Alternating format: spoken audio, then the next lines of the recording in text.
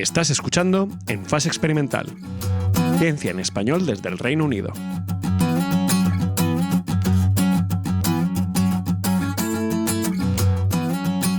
Bienvenidos a En Fase Experimental, el podcast científico mensual de la Sociedad de Científicos Españoles en Reino Unido. Hoy nos toca hablar de algo que está bajo nuestros pies, algo que a veces no le damos la importancia que merece, pero que es la clave para la vida en el planeta: el suelo. Y no cualquier suelo, sino su papel en la captura del carbono y en la lucha contra el cambio climático. Porque el suelo no es solo tierra, como bien muchos podemos pensar. Es un ecosistema vivo, una fábrica natural de nutrientes y en muchos sentidos es una gran esponja de carbono. Para entender mejor cómo funciona esta esponja y qué podemos hacer para mejorar su capacidad de capturar este carbono, tenemos con nosotros a la doctora Elisa López Capell, investigadora y experta en ciencias del suelo en la Universidad de Newcastle. Elisa cuenta con una sólida reputación en su campo, respaldada por numerosas publicaciones y colaboraciones internacionales, tanto en el ámbito académico como industrial. Bienvenida, Elisa. Qué ilusión me hace tenerte en el programa de hoy. Y bienvenida, Mari Carmen. Gracias, María, y gracias, Mari Carmen, por haberme invitado a vuestro podcast. Muchas gracias por venir, Elisa. Bueno, antes de empezar así con las preguntas, como siempre, ya sabéis que nos gusta hacer una pequeña introducción de nuestra invitada. La doctora Elisa López Capell es una destacada científica especializada en ciencias del suelo. Actualmente es profesora titular en la Escuela de Ciencias Naturales y Ambientales en la Universidad de Newcastle, en Reino Unido. Su trayectoria académica y profesional incluye una amplia experiencia en bioquímica, energías renovables y cambio climático, contribuyendo significativamente al entendimiento de la interacción entre la agricultura sostenible y el medio ambiente urbano. Actualmente, su labor investigadora se centra en el uso sostenible de los recursos naturales para la producción de alimentos y la comprensión del secuestro de carbono en el suelo, como decía antes María. Y bueno, para empezar y así como situarnos en el tema y situar a nuestros oyentes en el tema, ¿nos podrías decir un poco más sobre qué son exactamente las ciencias del suelo y por qué es un campo tan relevante hoy en día, Elisa? Muchas gracias, María Carmen. Las ciencias del suelo es una rama de las ciencias de la Tierra y estudia el suelo como un recurso natural en la superficie terrestre. E incluye varias cosas. Por ejemplo, tienes la formación de los suelos, la pedogénesis, la clasificación cartográfica, sí, cómo se caracteriza, que es una de las cosas que más me gustan, la composición química, biológica, fertilidad y también cómo se gestionan. A mí lo que me gusta es porque es un campo que es muy interdisciplinario. Ya cuando empecé, trabajo con ingenieros agrónomos, pero trabajo con geólogos, trabajo con ecólogos, biólogos y somos muchos especialistas en varios temas que podemos trabajar juntos en el entendimiento del suelo y cómo se puede usar como un recurso natural. Si me preguntas a nivel de la relevancia que tiene, hay muchas cosas. Por supuesto, lo que todo el mundo primero piensa es la seguridad alimentaria, ¿no? Porque normalmente muchos de los cultivos que tenemos los cultivamos directamente en suelo, aunque cuidado que yo también los cultivo con estudios de hacer hidropónicos también. El suelo también nos ayuda a nivel de los estudios de sostenibilidad ambiental, pues juegan un papel crucial en la regulación del ciclo del agua y el almacenamiento del carbono, que es una de las cosas que estamos mirando a nivel de cambio climático, y también a nivel de biodiversidad. La biodiversidad en los suelos, en una cuchara de suelo tienes más especies que a nivel que en otros aspectos. Es realmente muy interesante. También es muy interesante a nivel de la conservación de los recursos que tenemos, como con una población mundial que estamos creciendo. La presión que tenemos en recursos naturales incluye el suelo y es una de las cosas que tenemos que mantenerlo, evitar la erosión y cosas así. Y eso nos lleva a que realmente deberíamos prevenir la degradación de esos suelos, porque tanto los usamos para crecer nuestros cultivos como para evitar tener inundaciones y para mantener los ciclos del ecosistema que tenemos. Así que realmente es un tema que, aunque hay gente que no lo ve mucho, es parte de ese ecosistema que tenemos que entender. No, la verdad es que muy interesante. Yo que soy bióloga, pero soy bióloga de bichitos, porque a mí la ecología Fue una asignatura que tenía que hacer como que me encantaba porque mi tía era la profesora, pero ya está, era todo aprender más que entender, porque sí, yo eso del suelo no lo llevaba muy bien y el ecosistema y todo no era lo mío. Pero es súper interesante porque la verdad es que tiene muchísima relevancia, como dices. Y a mí me gustaría entrar ahora en uno de los temas principales de tu investigación, que es el secuestro de carbono en el suelo.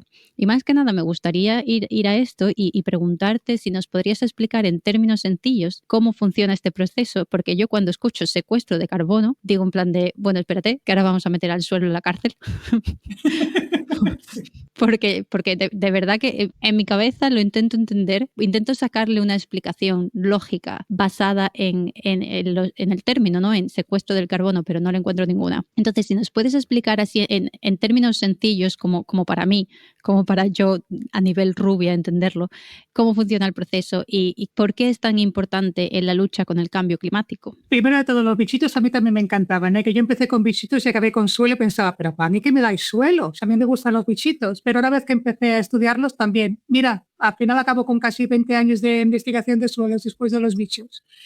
Pero no, realmente no pienses que va a una cárcel, piensa que va a un banco o algo así, que es una cuenta de ahorros donde le vas guardando. En lugar de tenerlo por ahí suelto, pues lo guardas en la cuenta.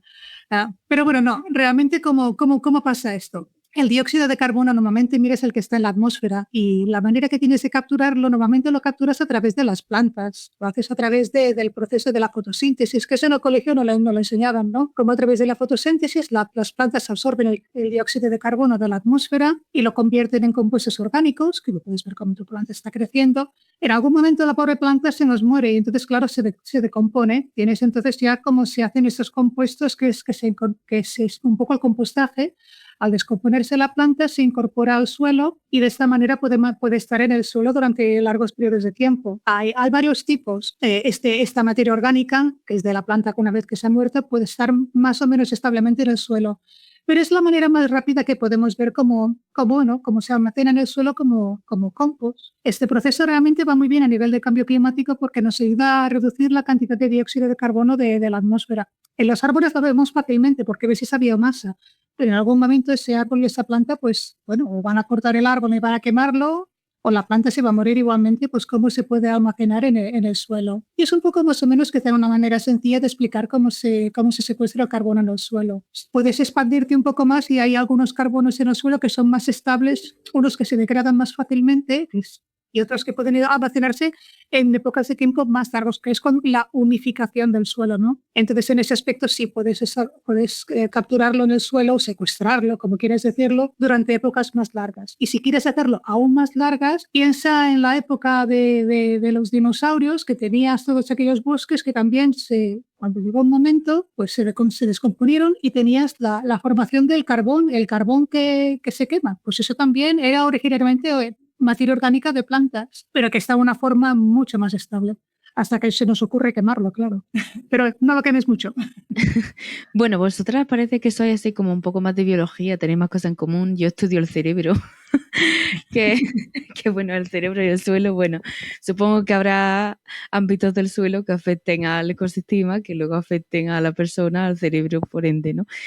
Pero bueno, si nos centramos un poco más en estas herramientas, ¿no?, que acabas de mencionar también. Últimamente se escucha mucho hablar del biochar, ¿no?, así como una herramienta clave en la captura del carbono y la mejora de los suelos. ¿Podrías explicar exactamente qué es y qué potencial puede tener en la actualidad? Sí, el biochar viene un poco de esto que estaba comentando ahora, que es un carbón que es más estable en el suelo. Cuando pensamos de técnicas para almacenar carbón en el suelo para mitigar el cambio climático, tienes, pues como empezaba yo, pues por el compost, el estiércol. Luego puedes hacer el biochar, que es un tipo de carbón que está producido a partir de biomasa vegetal que se añade al suelo, y ahora explicaré un poco cómo se procesa. Y sí, eso es más estable que el estiércol y el compost. Luego tienes también abonos verdes, que sería un poco, aquí llamamos el mulching, ¿no?, que son cultivos, unas plantas como el trébol o la alfalfa, y luego les puedes incorporar directamente en el suelo a secuestrar más carbono. y también residuos de cultivos que también se pueden añadir al suelo. A nivel de biochar, esto yo empecé a hacerlo a través de energía renovable, que sería energía de biomasa, que era la pirólisis o la gasificación. Y la pirólisis es un método que hacemos que tienes sin oxígeno o parte más anóxica, que entonces es como se hacía el carbón en las épocas que se hacía, bueno, como hacían el carbón en el pueblo, lo que fuera. Pero cuando lo haces en plantas de pirólisis, usas el gas a nivel energético, el biogás, y tienes este residuo que es el biochar, que es un poco pues, como el carbón. Y eso se puede hacer pues, de restos de madera, de residuos agrícolas, forestales, y en condiciones márgenes de oxígeno pues, formas este carbón que se puede usar, es una materia orgánica, pero es un carbón mucho más estable, mientras que el compost en unas semanas ya se puede descomponer. El biochar está en el suelo durante una época mucho más larga y es una manera de secuestrar el carbono de una manera más estable en el suelo. Y puedo volver un poco a la pregunta, un poco atrás. ¿Cuál es la relación entre secuestrar este carbono en el suelo en la lucha del cambio climático? ¿Por qué necesitamos secuestrar más carbono en el suelo para luchar contra el cambio climático? ¿Cuál es el impacto o cuál es el papel de este carbono en el suelo contra el cambio climático? Debido a nuestros usos de materiales, recursos naturales que son menos renovables, si estás quemando mucho carbón, por ejemplo, el carbón que te estaba comentando antes, el que se había formado geológicamente, estamos emitiendo más dióxido de carbono a la atmósfera y estamos aumentando el cambio climático. Lo que queremos hacer es reducir la cantidad que estamos produciendo. A nivel de los gases que tenemos en la atmósfera, que son de industria, de agricultura, de transporte, estamos aumentando tanto el dióxido de carbono en la atmósfera que está afectando nuestro clima. Y entonces por eso queremos reducirlo para volver a los niveles que teníamos, pues no nos vamos a los 1800, no hace falta ir para atrás, ¿no? Pero a unos niveles que realmente ayuden a que nuestro clima no llegue a aumentar tanto los grados que estamos preocupándonos. No 1,5, 2, 3, 4 grados de temperatura tienen unos efectos muy graves en nuestro planeta y por eso queremos reducir la cantidad, como se está emitiendo tanto, o reducir la cantidad que se emite o por lo menos intentar ayudar a almacenar un poco para compensar en ese aspecto a través de cosas que normalmente ya hacemos, ¿no? A nivel de agricultura, se hacía una agricultura que era más sostenible en lugar de una agricultura intensiva. Entonces, ¿cómo puede ser a través de algunas técnicas que podemos usar para intentar reducir la cantidad que estamos emitiendo a la atmósfera, por ejemplo, a nivel de agricultura? Pues muy, muy interesante esto del biochar. La verdad es que yo, hasta que he empezado a hacer un poco de investigación para preparar esta entrevista, no tenía ni idea de la existencia del biochar.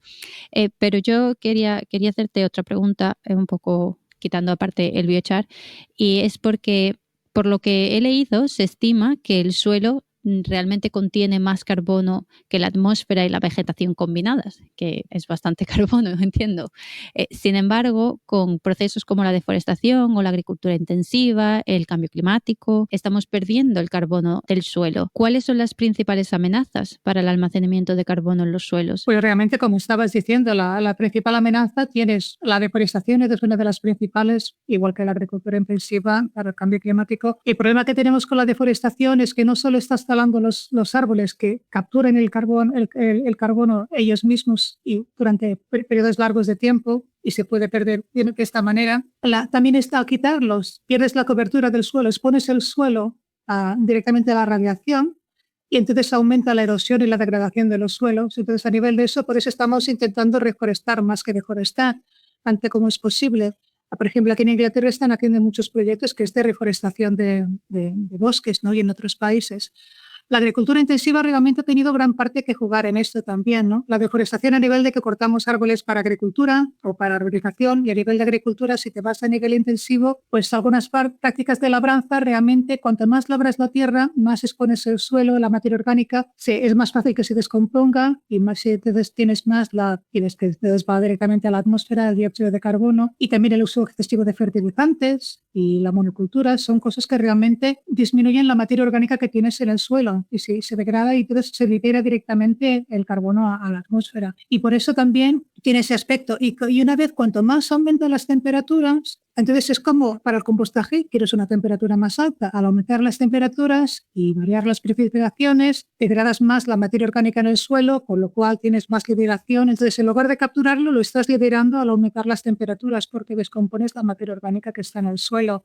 Otra cosa que tienes, pues eso, la urbanización. Estamos haciendo más expansiones de áreas urbanas y más construcción, más infraestructura, y perdemos suelos fértiles. Es una de las cosas que en las clases que doy a los estudiantes, que estamos, bueno, vamos a construir más casas o vamos a construir más, cualquier cosa que queramos construir, que estamos realmente pues perdiendo suelos fértiles para poder usar esa tierra para otros usos que necesitamos con una población que está aumentando.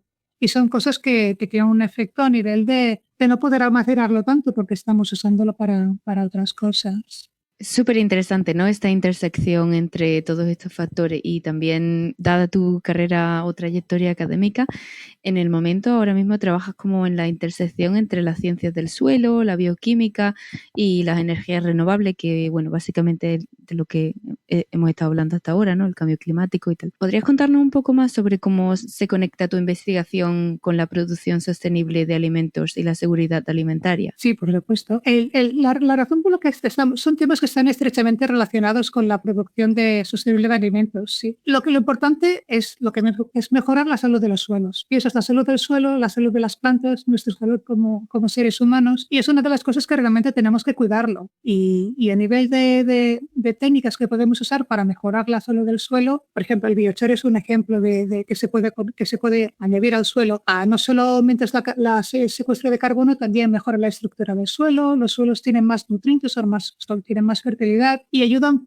realmente a poder cultivar esos suelos, porque también quiere decir que podemos reducir la cantidad de fertilizantes químicos que usamos. Si usamos cosas como, por ejemplo, el biochar a nivel de salud del suelo. Y luego, si queremos seguir expandiendo en cómo reducir más estas emisiones, estos gases de efecto invernadero, pues la captura del carbono ayuda a mitigar el cambio climático, porque tiene a nivel de seguridad alimentaria, al reducirlo, establecemos unos patrones climáticos donde realmente podemos predecir un poco qué cosechas vamos a tener, ¿no? Por ejemplo, ya sé si puedo poner este tipo de trigo o otro tipo de plantas según las condiciones que tengo climáticas. Y realmente interesa a nivel de promover las prácticas sostenibles de agricultura, que eso incluye pues las enmiendas orgánicas, tanto si es compost como si es biochar. Usamos compuestos de muchos otros tipos también, y el manejo del suelo que sea más sostenible, como disminuir la labranza que se usa, o también cultivos que son de cosecha que cubren el suelo cuando no estás creciendo un trigo o una cebada. Bueno, al final el cerebro y el suelo tienen mucho más en común de lo que nos pensamos, ¿no? Porque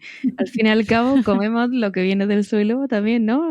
Comemos las patatas, que básicamente, o la zanahoria, que crecen debajo del suelo, y bueno, muchísimas otras cosas, obviamente. Y bueno, yo que soy un poco más inexperta en esta cosa de la ciencia del suelo, a mí se me viene a la cabeza, ¿no?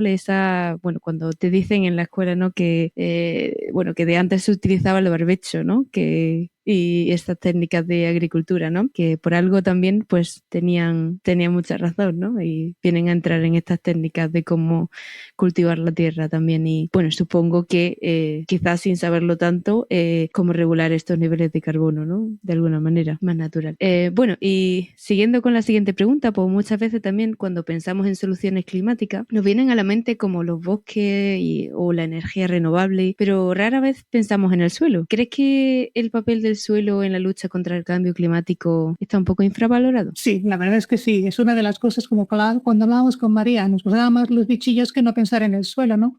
Pero también, claro, pienses en un bosque, pienses en un árbol, y un árbol sin tierra no vas a tener un árbol realmente, ¿no? Tienes que sembrar en algún sitio. Y realmente es una cosa que, claro, tú ves lo que está por encima de la tierra, ¿no? Ves ese árbol, ves esos bosques, pero a veces no se piensa realmente en ese suelo, ¿no? Sí, es la verdad que a veces está más infravalorado, ¿no? Y a nivel de reducir la cantidad de gases que van a la atmósfera, pues piensas, hombre, realmente las energías renovables o usar un coche eléctrico, lo ves más, es más fácil de verlo, porque también son cosas que son más rápidas de ver. Y cosas como suelo, geología, son cosas que tardan más tiempo, que son a nivel de tiempo, pues son cosas que, claro, los cambios no los ves tan fácilmente. Una planta en cuestión de unas semanas, pues ya la ves enseguida germinar, la ves crecer, ves ese árbol, según qué tipo de árbol, 2, 3, 20 años, lo ves crecer el suelo, pues necesitas cientos de años y realmente a nivel de cómo se forman los suelos, claro, como la geología tarda más tiempo y no se ven tan fácilmente. Entonces, claro, si quieres un cambio rápido, no ves el cambio rápido tanto como lo ves en, venga, otra granja solar, otra granja eólica, ¿no? Esos son más fáciles de ver.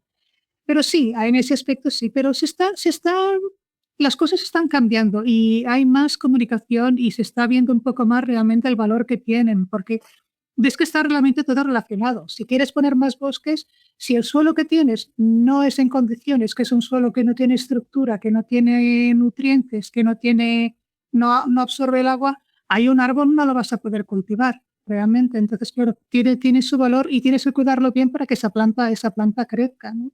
Sí, la verdad es que es totalmente cierto. Y incluso yo que tampoco entiendo mucho de suelo, en eso estoy con Mari Carmen. No, yo no trabajo cerebro, pero trabajo corazón.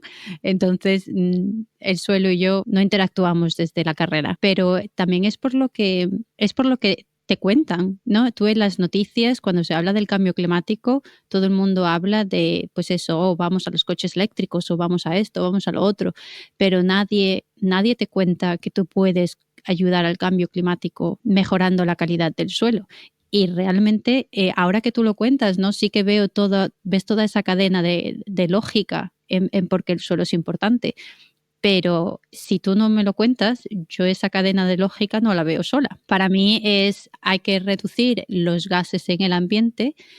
¿Cómo lo haces? Pues reduciendo lo que expones, pero no piensas en cómo lo haces, oye, pues captura y reténlo en la tierra. Yo la verdad es que no había caído en eso para nada y aún siendo bióloga y habiendo estudiado suelo, fue hace muchísimos años y ya te digo que yo escuché secuestro del carbono y dije, ¿pero esto qué es? ¿Cómo secuestras? ¿Qué es el secuestro de carbón en el suelo? Vamos a recopilar, vamos a ir atrás a los apuntes de la carrera a ver si me acuerdo de algo. Entonces, claro, imagínate de alguien pues que no haya tenido contacto para nada con biologías o con las ciencias naturales, pues esto de que tú puedes ayudar al cambio climático secuestrando el carbono en el suelo debe de sonar pues completamente lejano y que como que no piensas en ello. Y me parece muy, muy interesante, ¿no? Sobre todo tú has dicho que se puede hacer también con la agricultura urbana y que tiene una parte de relación con el secuestro de carbono. ¿Tú crees que esta agricultura urbana puede ser una solución viable para mejorar la sostenibilidad en las ciudades también? Sí, por supuesto. Y es una de las maneras que también la gente se puede encontrar un poco más involucrada en cómo secuestrar el carbono en el suelo, porque si tú tienes un campo, piensas, bueno, pues cambio mis prácticas y puedo hacerlo, pero si eres una persona que vive en una ciudad, bueno, yo en el patio de casa tengo unas cuantas macetas, pero poco más suelo tengo, realmente en casa ya me gustaría tener más, pero es lo que hay. Y entonces a nivel de agricultura urbana es algo que todos realmente ya podemos ver que podemos hacer un poquito más en ese aspecto, ¿no? Igual que estamos intentando ahorrar agua y otras cosas, pues podemos hacer un poco en ese aspecto. Y es una de las maneras como he traído la agricultura del campo, la he traído a la ciudad, ¿no? Entonces cuando yo hago actividades con niños en colegios o con estudiantes, les traes el suelo a casa, ¿no? Bueno, de hecho incluso les he enviado suelo a casa, pero eso es otra historia. En la época del COVID, sí, les envié suelo a casa. Pero bueno, no. Saliendo del tema, la agricultura urbana realmente es muy interesante a nivel de cómo puedes aprender la agricultura sostenible en algo que realmente puedes hacer tú, que es un tiesto en casa o lo que sea, o si tienes en los tejados, en los balcones, en lotes vacíos, en jardines comunitarios. Y hemos encontrado que en muchos sitios es una cosa que es realmente muy interesante poder hacer los jardines comunitarios en la huerta, que puedes, si tienes una huerta, tienes acceso a una huerta o no. Y sí, nos ayuda a reducir nuestra huella de carbono. No solo porque podemos hacer en la clase de biología en el colegio, nosotros, mis críos, una planta de fresas, aprendían la fotosíntesis, la planta, pero el suelo, bueno, porque tiene que estar viva, pero por otra cosa no. No pensabas que sin ese suelo es que no iba a estar viva esa planta de fresa, que le faltan los nutrientes y el agua y la estructura para las raíces que ese suelo les está dando. Y a nivel de la agricultura urbana, como puede ser ayudar como una mejora sostenible en las ciudades, pues nos ayuda a ser un poco más involucrados a cómo se hace, nos ayuda a reducir nuestra huella de carbono si tú tienes en tu patio de atrás unas cuantas, una tomatera o unas fresas o lo que sea, pues a nivel de transporte de alimentos, pues ya no tienes que traerlos de la zona rural a la ciudad. Sí puedes cultivar algunos tú en tu jardín, en tu huerto o en tu balcón. Crecer plantas en la ciudad, como todos sabemos, no solo los árboles, que son preciosos, nos ayuda a mejorar la calidad del aire. Las plantas en áreas urbanas pues mejoran esa calidad de aire y liberan oxígeno, ¿no? Entonces está mucho mejor en ese aspecto. Nos ayudan a nivel de conservar el agua, que es una de las cosas que el agua realmente es una manera que podemos, si tienes más materia orgánica, es como una esponja, que aguanta más el agua en el suelo. Yo también hago muchas cosas a nivel de la hidroponía y la acuaponía también, y usamos esta manera como poder usar agua más eficientemente en las zonas de agricultura urbana. Nos va muy bien a nivel de fomentar la biodiversidad, porque claro, al tener plantas en la zona urbana que estamos creciendo, esa tomatera, esa planta de patatas es que tiene flores, tendrá flores y tendrás pues polinizadores, tendrás abejas, mariposas que vendrán a poder tomar el polen de esas plantas, y nos ayuda a nivel de nuestra seguridad alimentaria. No te va a sustituir la harina para el pan, eso no, pero puedes crecerte unas lechugas, puedes crecerte una tomatera o lo que sea, y ayuda realmente en algunas zonas. Quizá en España o en Inglaterra quizá no tanto como en otros países, pero realmente en algunos países la seguridad alimentaria y poder tener acceso a huertos en la zona urbana o periurbana puede ayudar mucho en épocas que pueden haber problemas de acceso a algunos alimentos, más que nada para nosotros a nivel de complementar, porque tampoco vas a tener una cebada en una zona urbana. Bueno, no, yo una cebada, por no puedo tener ni una tomatera ni una fresa, porque yo no sé tú, Mari Carmen, pero a mí se me mueren hasta los cactus. Entonces, oye, que yo lo intento, ¿eh? Yo intento poner mi huella del secuestro de carbono y yo intento tener plantitas en casa, pero es que se me mueren todas.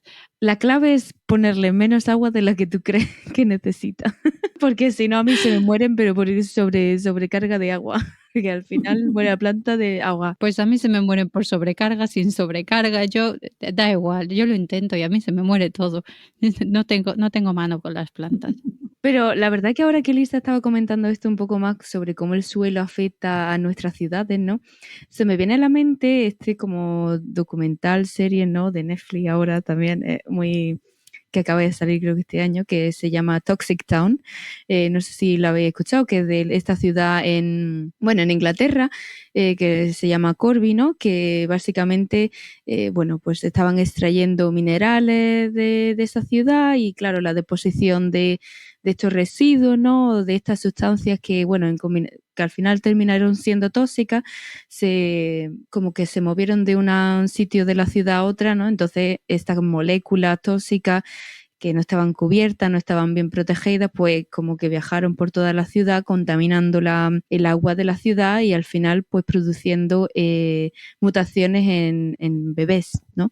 Bebés que nacían con deformaciones en sus extremidades superiores e inferiores y tal. Entonces, bueno, una de las preguntas que no sé si este también es tu campo o no, pero bueno, supongo que piensas sobre las depositaciones de residuos en el suelo, ¿no? Y cómo afecta esto al suelo y a la calidad del suelo y por ende a las personas que viven alrededor. Sí, es una de las cosas que a veces hemos mirado, sobre todo a nivel de agricultura urbana o según algunos sitios donde puede haber habido contaminación de suelo y cómo pueden esos contaminantes, en algunos casos, y ahora con estudiantes estamos mirando pues donde habían minas de mercurio, ¿no? Si algunos de esos contaminantes pueden fijarse en las plantas, son plantas que comes y te van a afectar y te vas a poner enfermo o algo así, ¿no? Pero bueno, que sí tienes que, a veces puedes preocuparte de que algunos contaminantes pueden ir a la comida y afectarte. Es una de las cosas que se puede mirar y sí, pero normalmente no es problema. Lo que es la acumulación de cualquier contaminante en el suelo que se luego pase a las plantas solo es la que es bioavailable. De lo que es la cantidad total de contaminantes en el suelo, la que puede ir directamente a la planta, solo esta parte que es, bioavailable, que es el que pueden coger más, sí. Pero que luego de ahí a lo que tú llegues a comer, realmente las cantidades son muy pequeñas y no son cantidades tóxicas que realmente son de gran preocupación. De los estudios que hemos hecho, ahora tengo un estudiante que lo está haciendo con gallinas, la gallina que tiene esa gente en el patio de atrás, si son sitios que había mucha minería en el pasado, si ya realmente de la gallina, pasa la carne de la gallina o pasa el huevo que te estás comiendo, realmente las cantidades son background level, son niveles muy bajos que realmente... Y algunos de esos compuestos son buenos en pequeñas cantidades, ¿no? Pero no en grandes. Ayer estaba haciendo una charla con un estudiante, el cianuro en pequeñas cantidades para el corazón. María, tú lo sabrás, el cianuro un poquito te va bien para el corazón. No te pases con el cianuro, ¿no? Pero algunas de estas cosas... Hey, Con el vino tampoco. Con el vino tampoco. Hay que medir, ¿no? Hay que medir, es como todo, pero realmente vale que se puede bioacumular en algunos, pero realmente las cantidades son... El problema que vas a tener es que las plantas que quieres crecer, si el suelo está contaminado, esas plantas no van a crecer mal, no van a crecer bien. Mala salud de suelo, mala salud de planta, con lo cual poca cosecha, poco vas a comer. No nos equivoquemos, eso ya para empezar. Un poco como todo, ¿no? Sí. Ay. ¿Cuál es la diferencia entre medicina e intoxicación? Pues bueno, la cantidad de que te tomas, ¿no? Si te tomas 6 gramos de ibuprofeno, pues quizás no es bueno tampoco. Ay, tampoco. No lo creo. Y bueno, Elisa, como científica que ha desarrollado su carrera en Reino Unido, ¿cómo ves la colaboración internacional en el ámbito de la sostenibilidad y el cambio climático? ¿Cuál ha sido tu experiencia? Para mí, durante mi carrera, la colaboración internacional ha sido realmente muy importante, porque he conseguido seguir colaborando con compañeros por toda Europa, con muchos compañeros en España. Yo al principio hacía más estudios de fuegos forestales, por ejemplo, con compañeros en el sur de España y con compañeros en Barcelona con la agricultura urbana. Hacíamos la parte de eso en los tejados, cualquier cosa que podíamos hacer. Y realmente es un tipo, cualquier estudio que haces a nivel de tanto de suelos como de cambio climático, son esfuerzos que tienen que ser realmente coordinados a nivel global. No puedes hacerlo tú. Todos ponemos nuestro granito de arena y eso realmente va muy bien, ¿no? Pero cuantos más ponemos juntos, pues mejor. Durante muchos años siempre hemos colaborado entre Reino Unido y España y estamos ambos países comprometidos en la lucha contra el cambio climático, pero tenemos distintos enfoques y prioridades según lo que está pasando en los distintos países. Dejemos el tema de que el Reino Unido con Brexit, ¿no? Pero bueno, estamos volviendo un poco a ello. Pero, por ejemplo, la estrategia en la que yo estoy trabajando en el Reino Unido, donde tengo financiación, es en el Net Zero Strategy, que más o menos es un objetivo bastante ambicioso que está mirando, pues eso, reducir las emisiones y promover energías renovables. Reducir las emisiones, pues eso lo hacen a nivel de transporte, coches eléctricos, te ponen la multa si conduces por la ciudad, pero también lo que está muy bien es que están invirtiendo más en que hagamos la investigación que da la evidencia de que cosas como, por ejemplo, cambios a nivel de agricultura, a nivel de... pues ayudan realmente a reducir estas emisiones que tenemos. Y luego a nivel de energía renovable, pues estamos intentando no solo hacer granjas eólicas, lo que sería offshore, pero también onshore, ¿no? En tierra, no solo en el mar. Y de eso estoy, por ejemplo, ahora estoy con mis estudiantes haciendo varios proyectos de eso, que estamos en partes del país que tienes zonas naturales estupendas, que vas a poner todos los pylons de energía, ¿cómo se llama? Las torres de energía, ¿no? No sé. Sí, para la electricidad, ¿no? Los pylons se llaman en inglés. Los postes energéticos. Sí, bueno, sí, para la electricidad, ¿no? Pero bueno, que realmente están ambos países mirando en eso, que tenemos que reducir nuestras emisiones y promover energía renovable, y se puede hacer de bastantes maneras. A nivel de Net Zero Strategy hacemos bastante a nivel agrícola también. En España también, igual que aquí tenemos el Net Zero Strategy, en España está, creo que es la Ley del Cambio Climático y la Transición Energética. Exactamente, a nivel de título es lo mismo. Pero en España, por ejemplo, y yo he notado esto cuando que trabajo con compañeros en el sur de España, el cambio climático, igual que aquí hemos tenido un montón de inundaciones y hemos perdido cosechas y, bueno, a nivel de daños en zonas urbanas, el cambio climático en España realmente está afectando mucho la sequía, por ejemplo, y inundaciones como las que, bueno, no vamos a hablar de ejemplos específicos, pero quizá el enfoque en España está más a nivel de proteger los recursos naturales, a nivel de la desertificación y la gestión del agua, mientras que, claro, en Inglaterra la desertificación no es el problema. Aquí lo que tenemos son inundaciones y a nivel de costero también, ¿no? Pero ambos son realmente, activamente están participando y colaboran, sobre todo desde que empezamos con el Acuerdo de París, Era realmente cuando yo empecé con todo esto, cuando estaba empezando mi carrera de bióloga en Barcelona, fue cuando llegó el Acuerdo de París y yo realmente quería hacer más, quería realmente trabajar en cambio climático. Y yo como bióloga, a mí en el laboratorio me lo pasaba bomba, pero quería hacer un poco más proactivo en ese aspecto. Y es por eso que me cambié a estudios de medio ambiente y es como luego acabé metiéndome a trabajar en cosas de abordando el cambio climático. Es interesante lo que dices ahora de esta diferencia entre España y Reino Unido y que abordan las cosas de manera a veces diferente, porque eso me lleva un poco al link, me da un poco el link con una pregunta que yo tenía, y es que entiendo que en esta investigación que tú haces, gran parte de las decisiones que se toman dependen de decisiones políticas y de momentos políticos diferentes y de partidos políticos diferentes. Y desde el punto de vista político a la agricultura sostenible, ¿tú crees que hay medidas urgentes que se deberían de tomar y que no se toman para mejorar la gestión de los carbonos en el suelo? Sí, realmente es que una cosa es decir lo que hay que hacer, pero si luego no tienes el apoyo para hacerlo, poco se va a conseguir, ¿no? Pero sí, la verdad es que sí, la decisión política y el apoyo hay que tenerlo. Sí, por ejemplo, nosotros aquí a través de DEFRA, que sería el Departamento de Cultura y Medio Ambiente de Inglaterra, pues promueven prácticas sostenibles agrícolas y dan consejo y dan financiación para si haces una cosa u otra, pues tienes un poco de ayuda. Y de hecho la Comunidad Europea también, igual que al principio que tienen que quitar árboles para tener más tierra para cultivar, ahora te dicen, no, tienes que tener un poco de tal, un poco de cual para compensar un poco y hacer cosas que son un poco más sostenibles. Y entonces, por ejemplo, sí que realmente se promueven más prácticas y dan la información y dan la ayuda a que se, por ejemplo, pues que a nivel que se usen los cultivos de cobertura, que se haga la rotación de cultivos, que se reduzca la labranza. Hay algunos tipos de financiación para la reforestación. Se pueden conseguir becas para hacer reforestación, pero claro, si no hay un apoyo para poder hacerlo, pues realmente hay que tener algunos incentivos para hacerlo. Y sí, hay algunos apoyos políticos que son financieros que ayudan a eso, pues a incentivarlo y a adoptar esas prácticas sostenibles. Pero claro, el agrícola tiene que todavía, le tienen que salir las cuentas.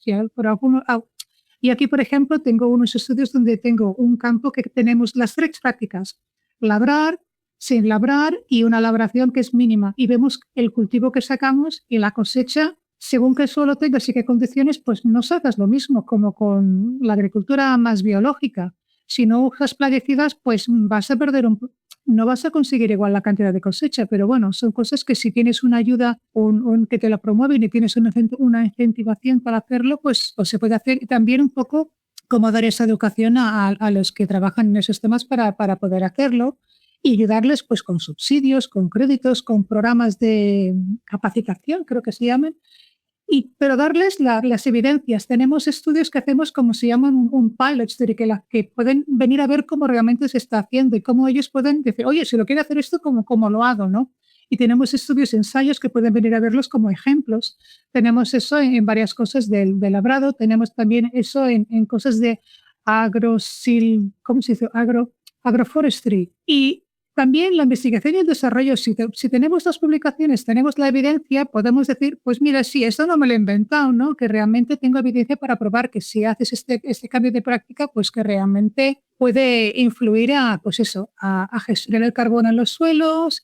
Pero claro, tienes el win-win, tiene que ser gestionar el suelo, tienes mejor estructura, aguanta más el suelo, el agua en el suelo, los nutrientes, y en principio quieres que todavía tengas una buena cosecha también, ¿no? Por ejemplo, si es a nivel agrícola. Y no, realmente es que se puede hacer, pero sí, depende de qué tipo de ayuda tienes para poder hacerlo, que te facilite el poder hacerlo y que no sea realmente una carga. Sí, porque entiendo que aquí las decisiones políticas también entran en la economía. Como dices, si tú al agrónomo le dices, oye, que tenemos que capturar más carbono en el suelo, y el agrónomo te va a decir, sí, vale, y yo tengo que pagar las facturas a fin de mes. Entonces entiendo que tiene que ser ya no solo concienciar a los políticos que hacen las leyes, sino también concienciar a la población de la necesidad de capturar este carbono en el suelo, igual que se convenció pues de la necesidad de tener un coche eléctrico en vez de un coche que va con diésel. Pero sí que es cierto que estos incentivos de los que hablas pues en su momento existían y si te pasabas a un coche eléctrico pues no pagabas la tarifa de no sé qué o no pagabas el impuesto de no sé cuánto. Pues al final supongo que esto va a ser un poco lo mismo, ¿no? Se conocía muy bien la importancia de las energías renovables o la importancia de los coches eléctricos. Creo que te refieres un poco a que necesitas estos incentivos, realmente es que es verdad, pero tienes que tener algo que te contrarresta. Por ejemplo, aumentamos la biodiversidad y el agricultor me dirá, vale, sí, diversidad, pero yo necesito, a final del mes, yo necesito tener tanta cebada, tanto, tienes que tener que te salga realmente a cuenta. Y tienes muchas cosas que tienes más incentivos que ayudan con esto, ¿no? Por ejemplo, aquí tenemos si tienes una parte del campo que no cultivas, pero todavía te subvenciona y te dan algo te pagan para dar biodiversidad. Te están pagando para que tú des un servicio. Y ahora se hace mucho más esto también aquí en Inglaterra. Después han habido el Environmental Act, el acto de medio ambiente, con el cual realmente quieren que se haga más conservación, más diversidad, y hay pues te pagan para poder dar esos servicios. Y entonces es una manera de poder ayudar, ¿no? Para que realmente incentivar a estas prácticas más sostenibles. Sí, no, totalmente. El reto ahora es concienciar a la población de que el secuestro de carbono en el suelo es importante y que ayuda y conseguir encontrar esos incentivos que hacen que la población al final se mueva con las necesidades. Porque entiendo que, a ver, esto al final es como todo, ¿no? Antes decía Mari Carmen, la relación de medicina y el suelo, o del cerebro con el suelo, pero al final siempre es un patrón. No nacimos aprendidos. Cuando necesitábamos más casas, dijimos, pues talamos los árboles. Total, hay un montón de árboles en el mundo. No nos hacen falta tantos. Y hasta que no nos damos cuenta de que nos hacen falta los árboles, no nos paramos y decimos, oh, espera, deja de cortar, reforesta y pon más árboles porque necesitamos los árboles. Pues esto es igual que cualquier cosa. Es en plan de, no comamos carne roja, que la carne roja nos causa esta enfermedad.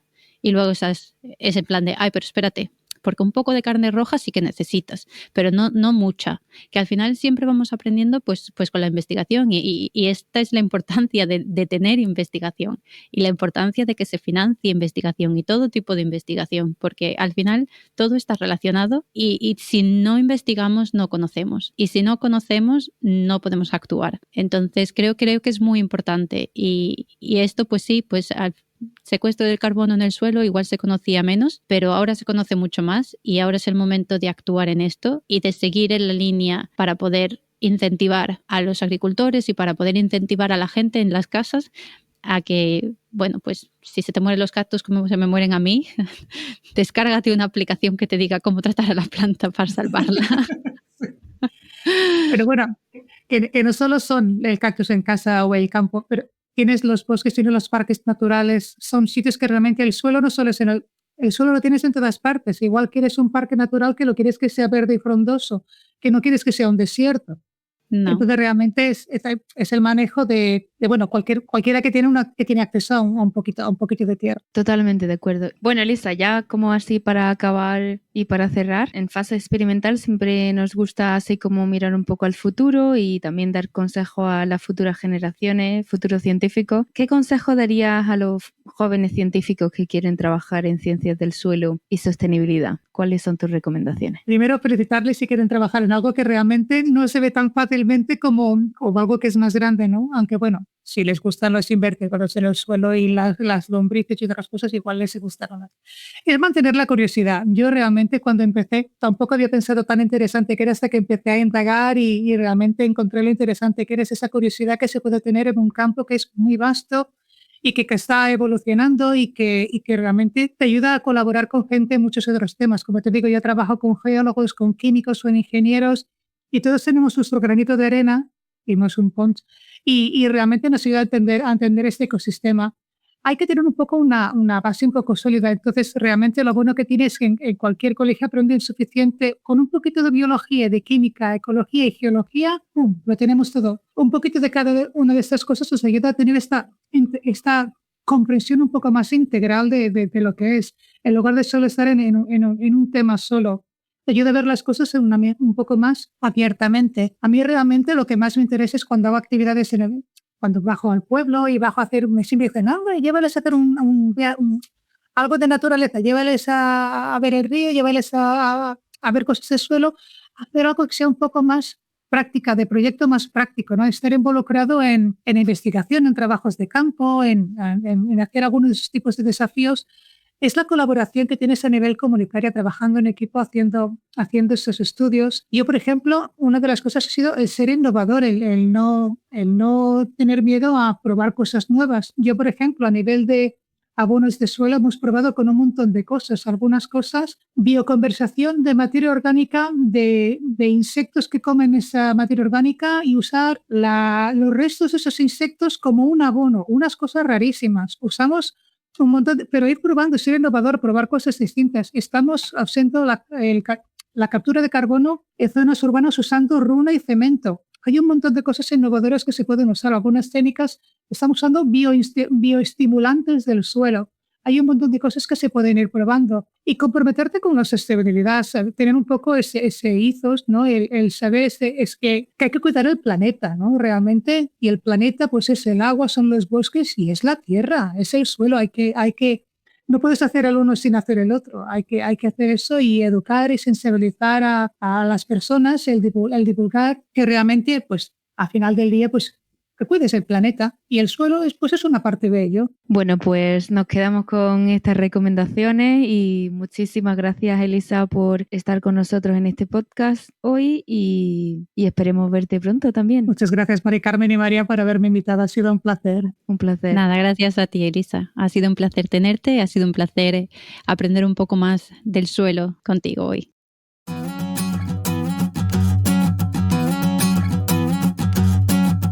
En Fase Experimental, en tu plataforma de podcast favorita y en la web de la Sociedad de Científicos Españoles en el Reino Unido. Pues después de esta conversación tan enriquecedora con Elisa, lo que creo que nos ha quedado muy claro es que el suelo es mucho más que la base donde caminamos o cultivamos. Me gusta pensar en el suelo como un aliado silencioso en la lucha contra el cambio climático. Es un aliado del que no se escucha mucho, pero es un almacén vital de carbono y un pilar clave para la sostenibilidad alimentaria, como bien nos ha contado hoy Elisa. Al final, si hay un mensaje que me gustaría que todos nos lleváramos a casa y que creo que es al final lo que Elisa nos ha querido decir aquí, es que cuidar del suelo es cuidar del planeta. Y a mí me gustaría añadir algo más con el que nos deberíamos de quedar todos, ¿no? Y que es que cuidar del planeta no es una tarea de una sola persona, es un esfuerzo conjunto. Y por eso es tan importante conectar con otros, compartir el conocimiento y crear al final y al cabo una comunidad. Por ejemplo, en CERU nosotros tenemos iniciativas y una de las iniciativas nuevas que se ha creado y de la que Elisa es parte es el Comité de Medio Ambiente, en el que se están organizando eventos como por ejemplo ahora tienen un Open Forum donde van a hablar sobre el cambio climático el próximo 4 de julio. Y al final todas estas son grandes oportunidades para aprender, para inspirarse y al final y al cabo para sumar esfuerzos. Entonces ya para terminar nos quedamos con un mensaje de Elisa: mantener la curiosidad, ser valientes en la innovación y no perder de vista que la Tierra literalmente nos sostiene. Y con esto ya lo único que me queda es decir adiós. Recordaros que nos podéis encontrar en iVoox, iTunes, YouTube, Spotify y en la página web de CERU, www.sruk.org.uk, que nos puedes seguir en Twitter con el hashtag #enfasexperimental y si quieres escríbenos un correo a radio@sruk.org.uk. Por supuesto, no nos podemos olvidar de dar las gracias a todos los que nos escucháis por todo vuestro apoyo, a CERU, que hace posible este podcast, y a Carlos Bricio, que siempre consigue que se nos escuche estupendamente bien. Un abrazo a todos y que la ciencia os acompañe siempre. En Fase Experimental, cada mes en tu plataforma de podcast favorita.